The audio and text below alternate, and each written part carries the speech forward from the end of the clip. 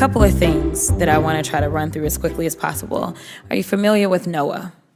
NOAA, the National Oceanic Atmospheric Administration? Yes. Yes.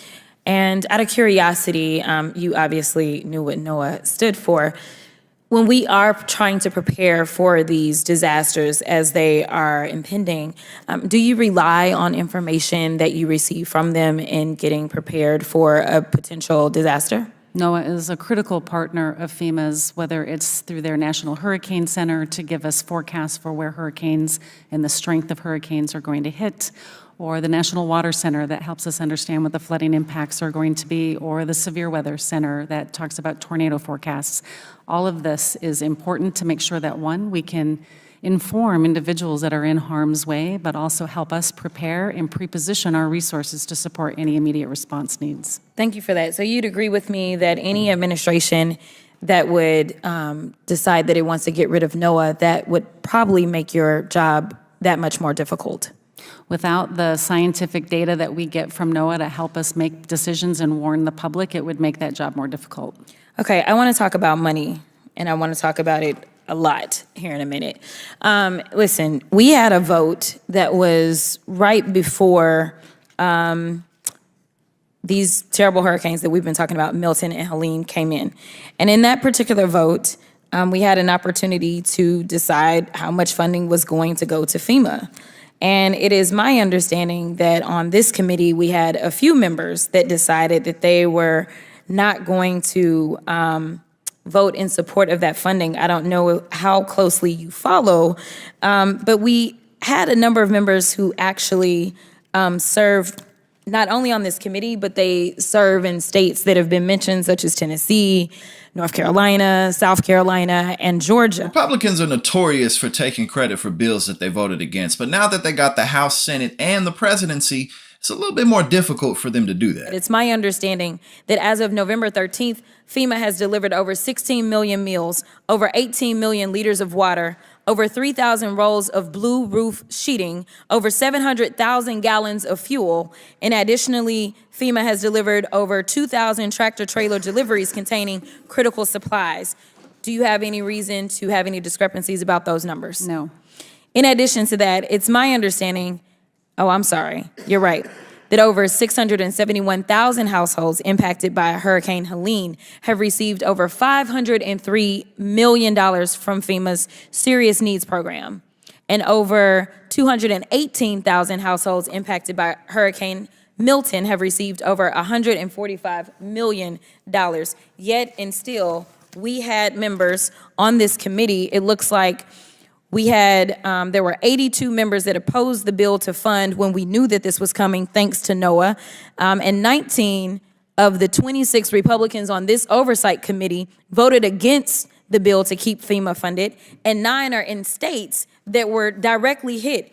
I don't understand why we come in and pretend that we have all these issues with your agency, and I thank you for your service, when you don't want to fund it. You can't complain about these issues, and when we're talking about the people that got skipped over, maybe or maybe not, ultimately, there was a concern about safety. Now, hopefully we will get the full investigation, but we know that it was Trump that was out there himself. He was putting out disinformation and misinformation to the extent that y'all had to set up an entire website to try to combat it. That was in disservice to all Americans, because when a hurricane hits, it doesn't go into the Democratic areas. It doesn't go to the independents. It doesn't go to the Republicans. It goes to American citizens. It is time for us to decide that we are going to work together and make sure that we can take care of people regardless of the decisions that they decide to make on who they want to put into the White House. And I thank you for your service, and I yield. I know when you pass one of these laws, the transportation secretary gets calls, gets letters from members of Congress saying, can you please make sure this project in my district, in my town, gets funded? Have you been getting those requests as secretary from Republicans who voted against this? All the time. Yeah, absolutely. Why don't you just run out to a microphone every day you Oh, get it's so one of those? tempting. It's so tempting. But, President Biden made it clear to this administration that we're not going to punish Americans, constituents, for the behavior of their Oh, representatives. sure. No, so but I we mean, do a please project punish the because it's a good people who project. voted against it. Well, we're certainly going to call them out. Republicans always use Democratic spending packages as an opportunity to pretend to their constituents like they're, small government, anti-woke, and all that BS. But at the end of the day, their constituents desperately need help, whether it be in infrastructure or response to natural disasters. And now that Donald Trump has been elected a second time, of course he's going to pretend like Joe Biden's economy is his economy, just like he pretended Barack Obama's economy was his economy, until he, implements his tariffs and mass deportation plans and just general deregulation within the government, as he's putting, Linda McMahon as the head of the Department of Education, even though she's a former WWE executive and has no place being there. Oh, and don't forget, she gave Donald Trump $20 million and she bought the position. Matt Gaetz, Dr. Oz to be over Medicare and Medicaid. This absolutely ridiculous cartoon administration that at the end of the day will do nothing but be complete chaos. But that's what you voted for. So now let's see if Republicans will be able to deflect and blame anybody other than themselves for the destruction that lay ahead of us. Remember, Bragg and Colangelo bootstrapped charges that are normally misdemeanors to some underlying crime to make the charges a felony. But what was the underlying crime? Prosecutors didn't reveal that until after the trial began. Mr. Colangelo, in his opening statement, accused President Trump of violating the Federal Elections Campaign Act. But the problem is, in the plain reading of that act, doesn't support the indictment or the verdict. As Commissioner Smith stated, allowing this prosecution to go forward and the ultimate jury decision threaten the enforcement procedures established by Congress under the act and stretch the meaning of the statute in such a way as to threaten due process of law. It is clear Manhattan District Judge Juan Merchan's decisions, guided by political bias, unfairly prejudiced the outcome of the trial and violated President Trump's due process rights. Bragg's prosecution of President Trump, with the help of Judge Merchan, opened the door for politically motivated prosecutions, and it will not be easy to undo the damage that's already been done. As we have seen, other ambitious prosecutors have followed Bragg's lead and pursued politically motivated indictments against the former president. Rather than debate political opponents on substance, the Democrats' strategy to win the 2024 election is through the use of partisan, lawfare tactics. These politically motivated local prosecutions raise substantial federal interest and potential collusion between federal and state authorities. And that is precisely why we are here today. Alvin Bragg's prosecution of President Trump was personal, it was based on politics, and it was wrong. I can't even imagine someone bringing a fraud case to the United States Attorney's Office where nobody lost money, there were no victims, and no one was worse off at the end of it. It just makes it laughable, even before you get to steps 2 through probably 20 that make this case really absurd to have been brought to begin with. It wasn't a contribution. If it was a contribution, it wouldn't have been reported until after the election, and no one suffered any losses, and yet they bring this charge against President Trump. I find that just amazing. If that's not political motivation, I don't know, because what other motivation could there be? It's really almost inarguable at this point that the motivation for this case was political. It's really, I've never heard a serious argument that it should have been prosecuted otherwise. I know Mr. Wu might have one, but I just haven't heard that, because it seems political from the inception all the way to the end. So when hearing about the weaponization of the federal government, Texas Rep. Jasmine Crockett delivered yet again. I just want to level set, because I feel as if some people don't understand how government works, and I don't know how they got to Congress. So, Mr. Wu, I'm gonna need you to help me out, because I don't know that I trust that other people will know the answers to these questions. Number one, how many branches of government do we have? 3. 3, okay, sounds good. So, can you name them for me? Legislative, judiciary, and executive. Very good. Okay, so currently, I think that I serve in the legislative branch. Would you agree? I agree. Okay, fine. Can you tell me, when somebody goes to court, such as a criminal convicted of 34 felony counts, state court in New York, would that be the legislative people or judicial people? Well, it's really the executive that's prosecuting, and then it's within the judiciary to run the trial properly. Okay, very good. So, judiciary. So typically, if someone has an issue with, say, what happens in court, do they then somehow hop from state court all the way to the federal legislative branch, or is there a different process in which you are supposed to be able to explain any issues you may have? The process would be the judicial appellate process, holding aside the issue of state versus federal. Oh, interesting. Okay. All right. So normally people don't get convicted on a state level and somehow end up litigating the issue on the federal level in the legislative branch. Is that correct? Yes. Okay. All right. So something is different about what's going on today. I just wanted to clarify because I thought I was living in the upside down for a second. Now, I want to move on and talk about how someone is prosecuted.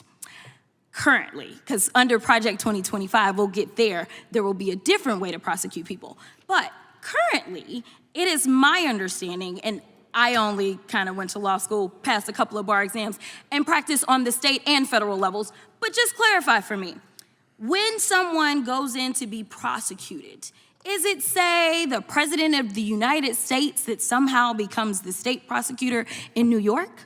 No, absolutely not. Absolutely not, because he's the executor, huh? That's that other branch. Correct. Okay.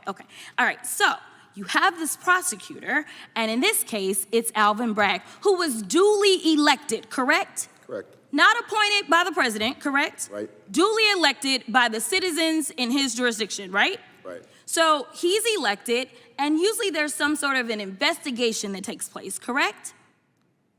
Prior to his election? No. With a case, I'm sorry. Yes, I've correct. moved on. Yes. All right. So the very first part of a case is that we go through an investigation.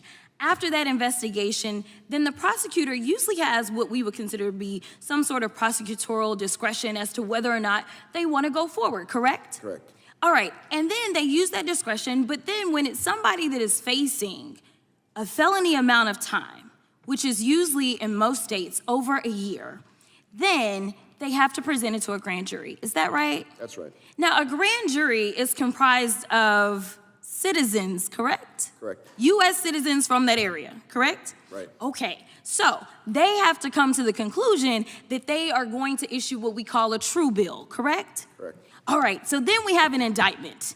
And then there's pretrial motions, there's pretrial hearings, all kinds of stuff, right? Right. All right, and then ultimately, depending on where you are, you have the opportunity to say, hey, I want a jury trial, correct? Correct. And a jury trial is comprised of U.S. citizens again, right? Right. Okay, very good.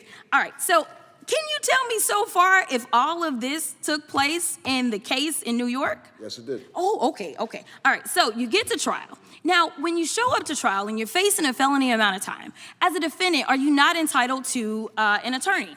Yes, you are. And your attorney is allowed to pick the jury, they're allowed to present evidence, and ultimately, it is a jury of your peers who decides whether or not you are guilty or not, correct? Correct. And in this case, the picking has the judge involved too. And in this case, they found him guilty not once, not twice, not 3 times, not 4, not 5, not 6. I could keep going on, but 34 counts were given. So the opinions of these people who were not juries is not what we do in this country. In this country, we have a system in which jurors decide who is found guilty, and if you have a problem with that, you go to the appellate court, which the last time I checked, he was raising money so that he could go to the appellate court and appeal his decision, and they will have the final say so. Thank you so much. And you know what? Honestly, I think that people like Jasmine Crockett make it even more evident that Joe Biden needs to step aside. You know, what does he really have to lose at this point? He can't be doing any worse in the polls. And, you know, it's pretty clear that he doesn't have the energy and the fire that he did 10 years ago. And you can't blame him. He's 81 years old. It is what it is. But at this point, you can't make the argument that Donald Trump is a threat to democracy and that he's going to destroy everything. And here comes Project 2025. But also, it doesn't matter if Joe Biden poops his pants, and who cares if he has to miss meetings because he has to take naps and things along those lines. It doesn't matter. Who gives a damn? You know, you can't make that argument. It's completely null and void at this point. So, you know, Donald Trump, yes, he is a massive issue. He's going to screw a whole lot of things up. But Joe Biden, if he can't stay awake past 8 p.m., if it's time for him to start wrapping it up before 9 rolls around, then what are we really talking about?